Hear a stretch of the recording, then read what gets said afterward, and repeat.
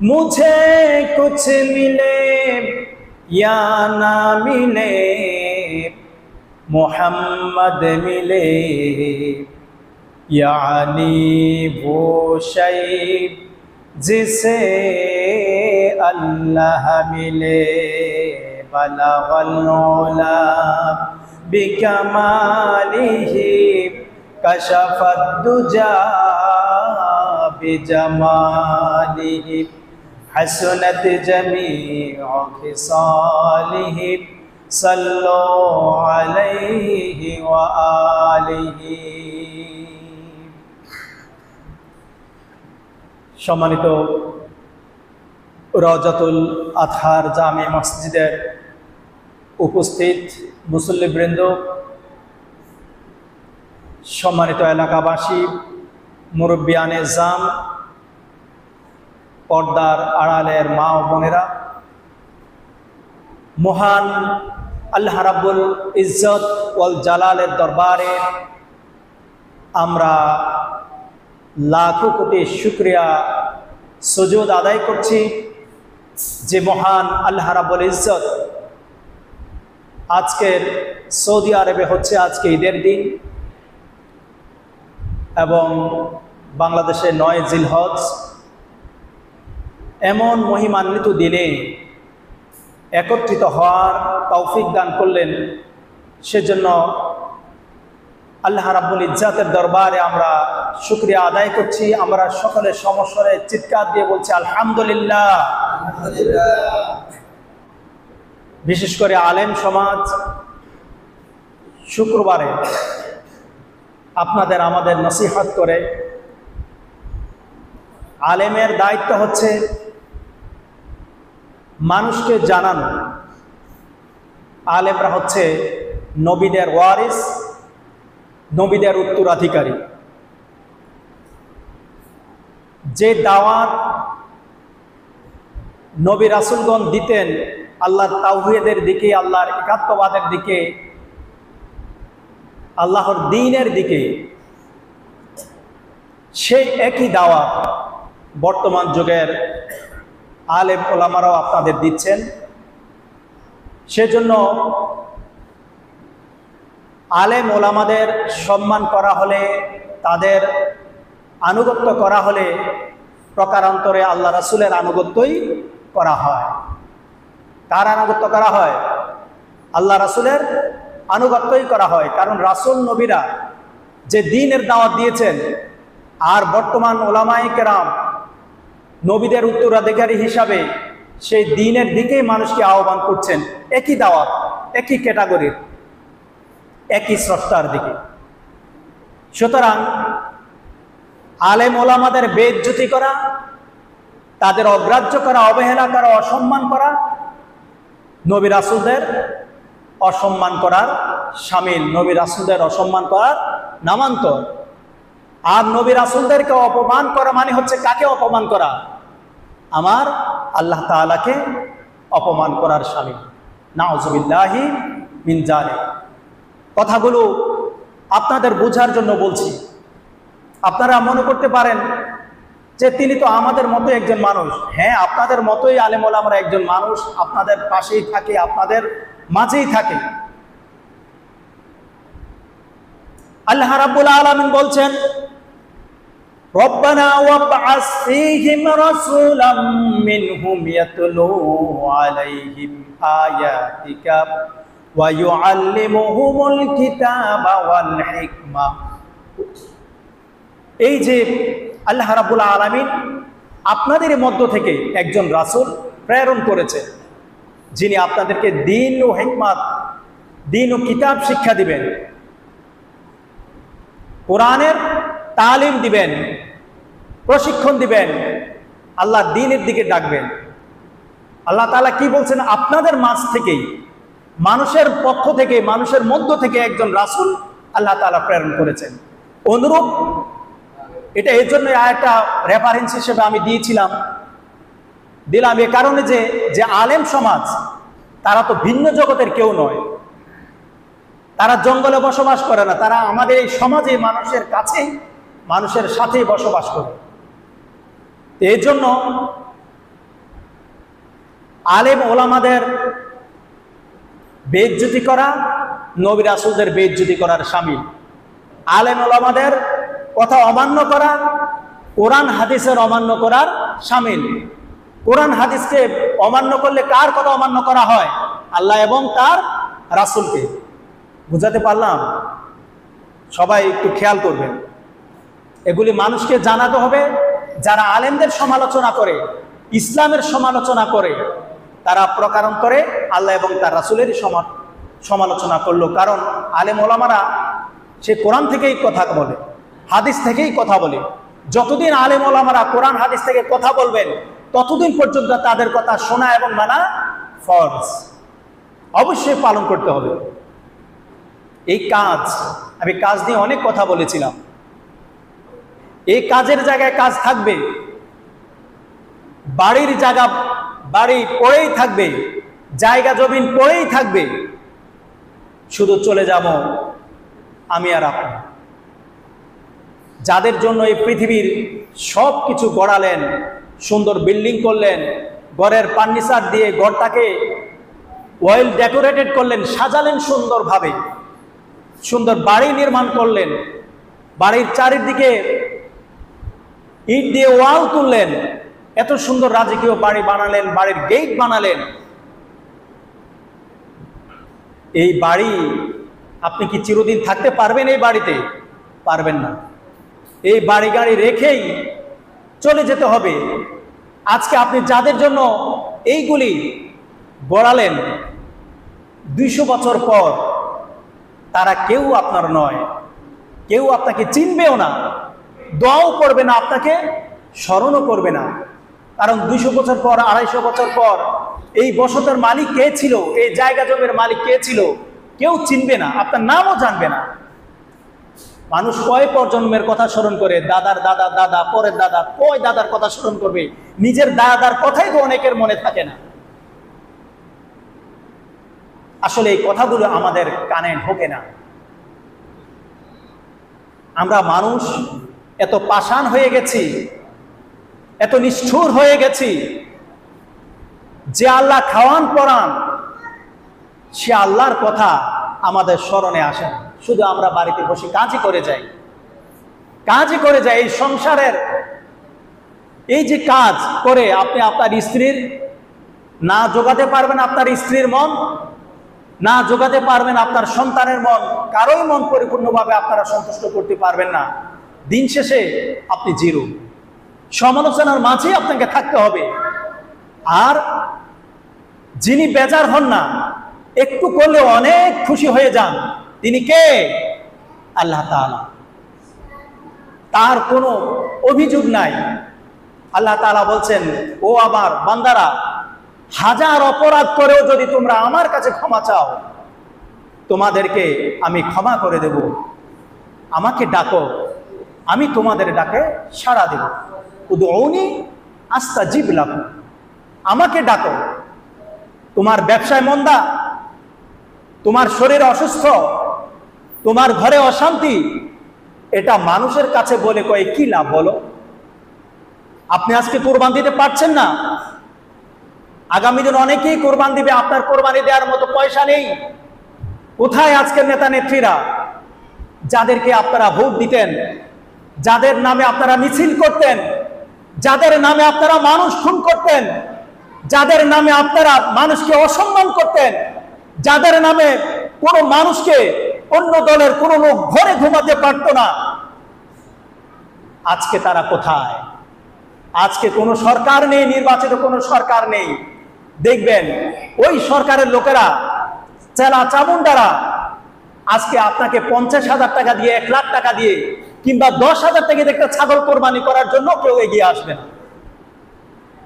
ছাগল কোরবানি দিবেন 10,000 টাকা লাগে, 12,000 টাকা লাগে, এই টাকা দেওয়ার মতো আপনি মানুষ আজকে খুঁজে পাবেন না।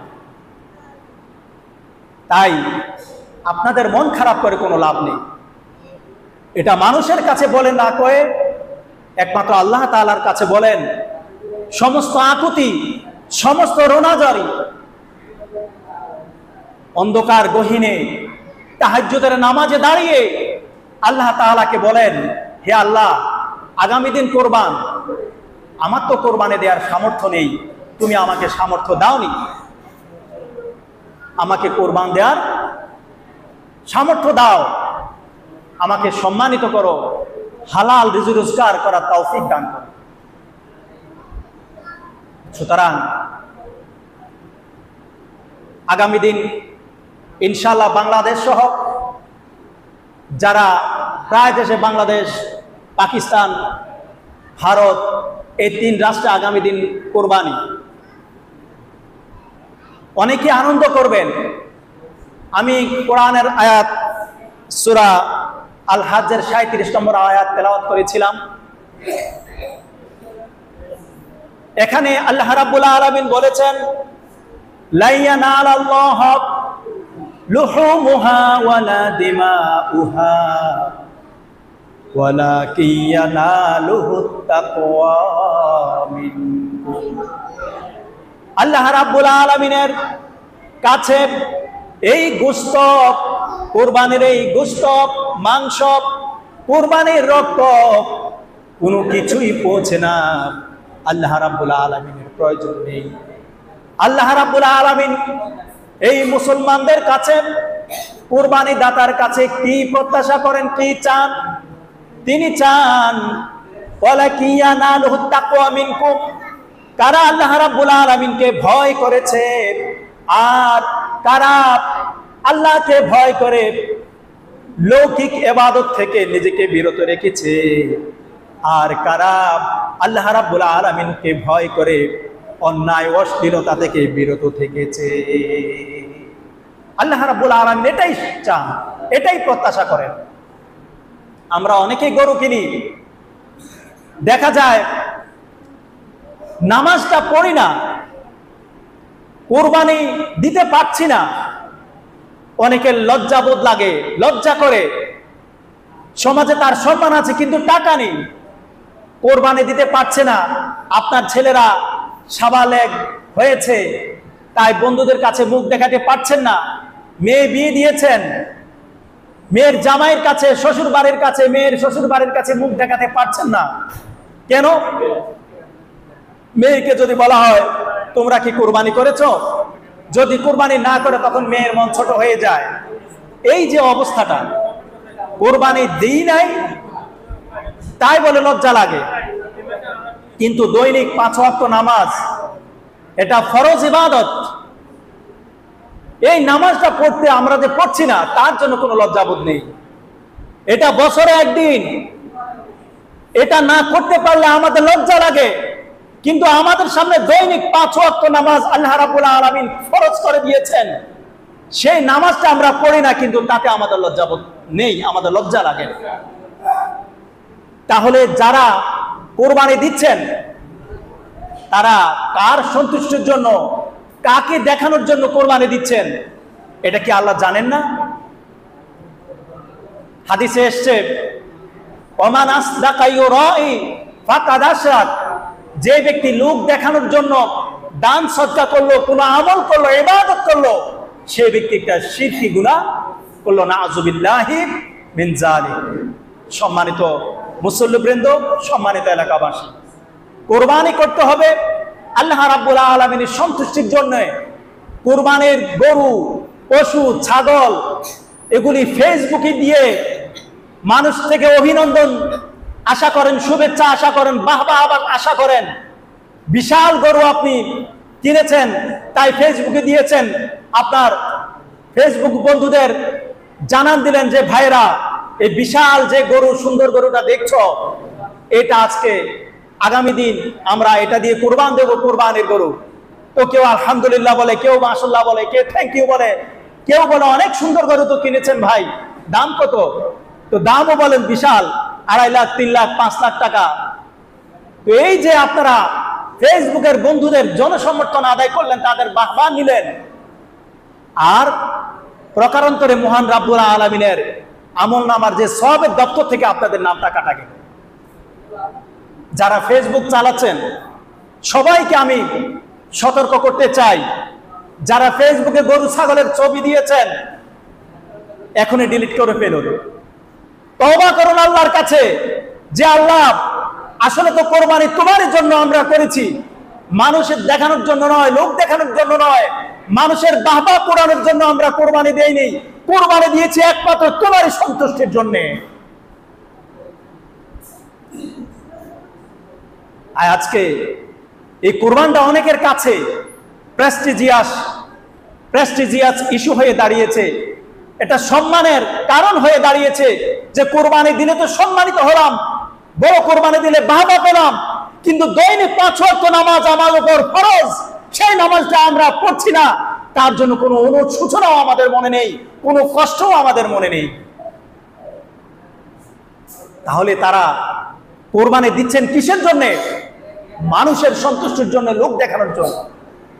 সুতরাং আমরা যারা শুনছি, যারা উপস্থিত আছি, এখনই নিয়ত সাফ করে ফেলি যে কোরবানি একমাত্র আল্লাহ তাআলার সন্তুষ্টির জন্য, আর কারো সন্তুষ্টির জন্য নয়, কোনো মানুষের বাহবা কুড়ানোর জন্য নয়।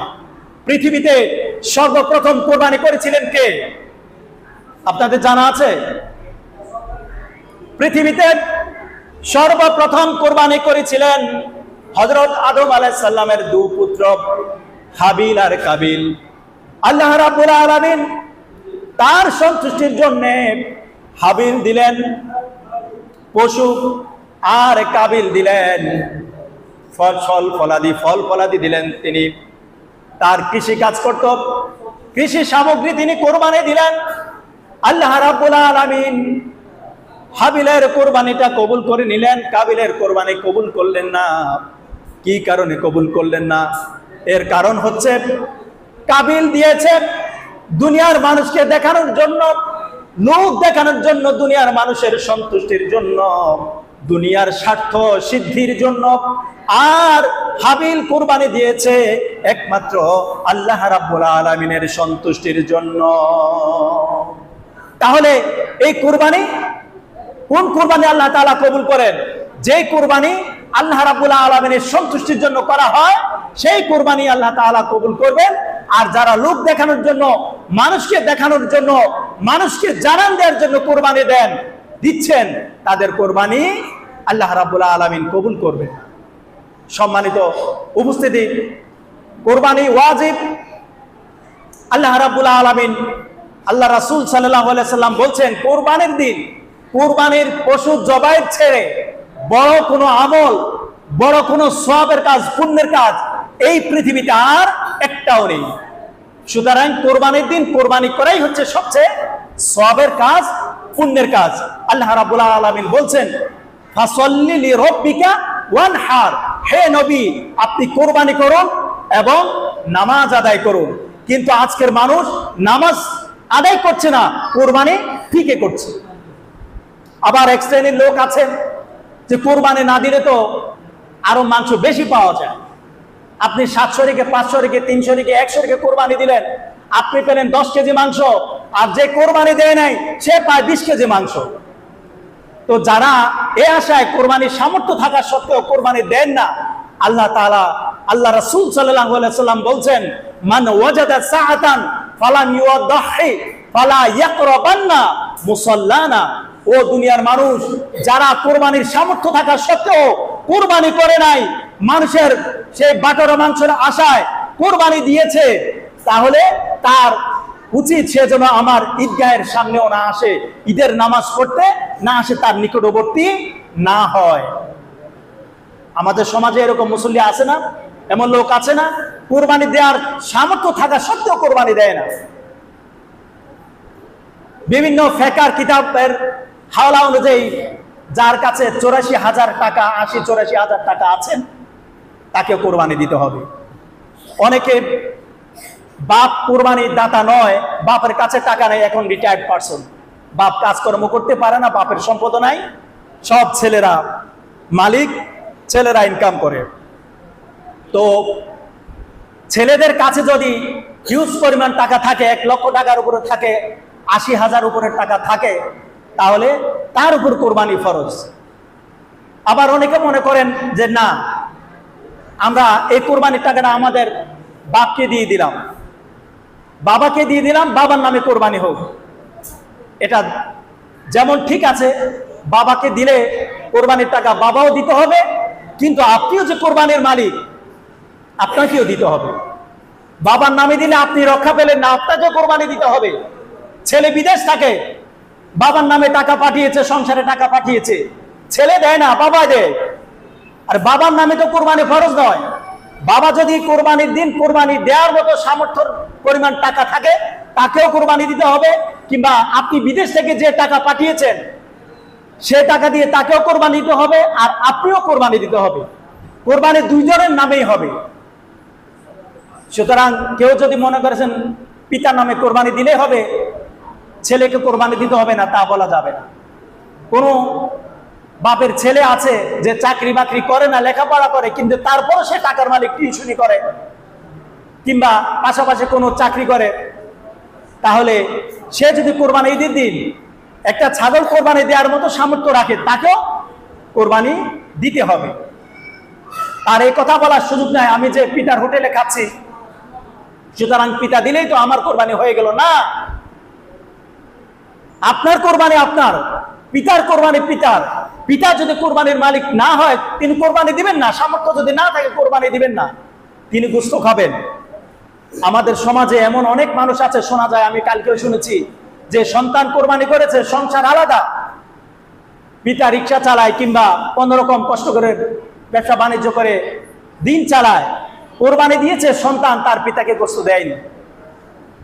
আরে ভাই, আপনি যখন, আমি যখন ছোট ছিলাম, বাবা যদি আমার নামে আপনার নামে কোরবানি না দিতে পারতেন, একটা কোরবানি না দিতে পারতেন, যে সন্তানটা গোশত খাবে, তার প্রেস্টিজ যায়, কষ্টের সৃষ্টি হলো, দাঁড় দেনা করে হলো আপনার নামে, আপনাকে খুশি করার জন্য কোরবানি দিয়েছে। আজকে বৃদ্ধা অবস্থায় পিতা ইনকাম করতে পারছে না, আজকে আপনি ইনকাম করে কোরবানি দিয়েছেন, কিন্তু পিতাকে গোশত দিচ্ছেন না। এর চেয়ে ছোট লোকই, এর চেয়ে নিকৃষ্ট কাজ, এর চেয়ে হারাম কাজ আর কিছু হতে পারে না। আগে আপনি কোরবানি দিয়ে মা বাপকে খাওয়াবেন, তাদের মুখে আবে গাছটা তুলে দিবেন, খাদ্যটা তুলে দিবেন, কোরবানির গোশতটা তুলে দিবেন, যে মা, যে আব্বা, আজকে আপনারা অক্ষম, কোরবানি দিতে পারছেন না, তোমার ছেলে তো আজকে সামর্থ্যবান হয়েছে, আজকে আমরা কুমড়া দিয়েছি, আপনি কোরবানির মাংস আপনি খান, আপনি খেলে আমরা খুশি। তাহলে কোন মা বাবা আছে ছেলের উপর খুশি হবে না, তাকে খুশি হয়ে দোয়া করবে না বলেন তো? মা বাপকে খুশি করলে আপনাদের ইজ্জত বাড়বে, সম্মান বাড়বে, আপনাদের রিজিক, অভাব অভিযোগ দূর হবে, আপনাদের হায়াত বৃদ্ধি পাবে। সুতরাং মা বাপের সম্মান করা উচিত, তাদের সেবা যত্ন করা উচিত। যাদের সামর্থ্য নেই, ছেলেদের সামর্থ্য আছে, পিতা মাতার নামেও কোরবানি দিতে পারেন, এবং আপনাদেরকে কোরবানি দিতে হবে। আলোচনা শেষের দিকে, টাইম প্রায় শেষ হয়ে যাচ্ছে। তো আশা করি এই যে কোরবানির মাংস আমরা 3 ভাগ করি, 3 ভাগ করার কথা কোরআন হাদিসে এটা জোরালোভাবে কোথাও বলা হয় নাই। আপনার কোরবানির মাংস 3 ভাগ করতেও পারেন, নাও করতে পারেন। 3 ভাগ করলে 1 ভাগ আমরা নিজের জন্য রাখি, 1 ভাগ আমাদের আত্মীয় স্বজনের জন্য রাখি, এলাকাবাসীর জন্য রাখি, এই 3টা ভাগ। কিন্তু এই 3 ভাগ করার কথা এটা কোরআন হাদিস জোরালোভাবে কোথাও বলা হয়নি, সুন্নাত না, এটা মুস্তাহাব। কোরবানি করে পুরো মাংস আপনার যদি না হয়, আপনিও খেতে পারেন, কিংবা পুরো মাংস আপনার দিয়ে দিতে পারেন, কিংবা 3 ভাগও করতে পারেন, কোনো সমস্যা নেই। আপনি ফ্রিজে রেখেও খেতে পারেন। আবার যদি মনে করে যে আপনি 3 দিন খাবেন, 1 দিন খাবেন, বাকিটা দিয়ে দিবেন, আপনার ইচ্ছা।